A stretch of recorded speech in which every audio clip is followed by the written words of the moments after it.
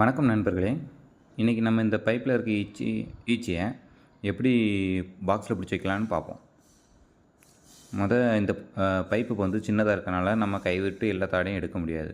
அதனால் கொஞ்சம் ஸ்மோக்கர் போட்டு ஈச்சிகளை உள்ளே கொஞ்சம் தள்ளி விரட்டிட்டு ஒவ்வொரு தாடாக ரிமூவ் பண்ண பார்ப்போம்.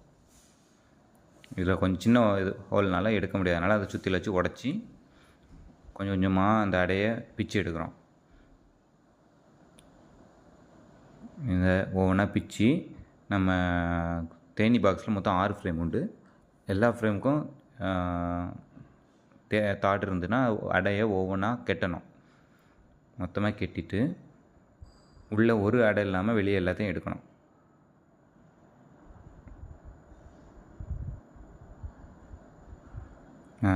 மொத்த அடையும் எடுத்த பிறகு ஈச்சி ஒரு சைடில் அடைஞ்சிருக்கு. இதை நம்ம இப்போ இந்த பாக்ஸில் தட்ட போகிறோம். ஏன்னா இதில் நம்ம ராணியை ஒவ்வொன்றா தேடி கண்டுபிடிக்க கஷ்டம். உள்ளே கை விட்டு எடுத்து பார்க்கறது கஷ்டமாக இருக்குது.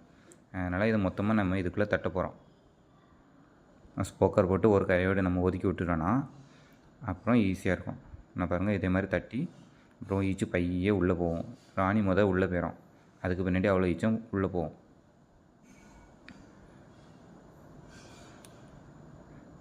இது கொஞ்சம் நேரம் ஆயிடுச்சு எங்களுக்கு உள்ளே எடுத்து விட. போகிறதுக்குள்ளே நேரம் கொஞ்சம் ஈச்சி உள்ளே போக லேட் ஆனதுனால நாங்களே கொஞ்சம் கொஞ்சமாக எடுத்து உள்ளே தள்ளிட்டோம்.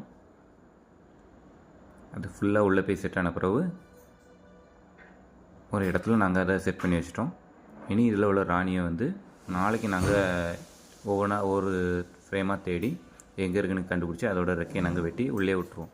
அப்போ தான் இது நிரந்தரமாக இங்கே தங்கும்.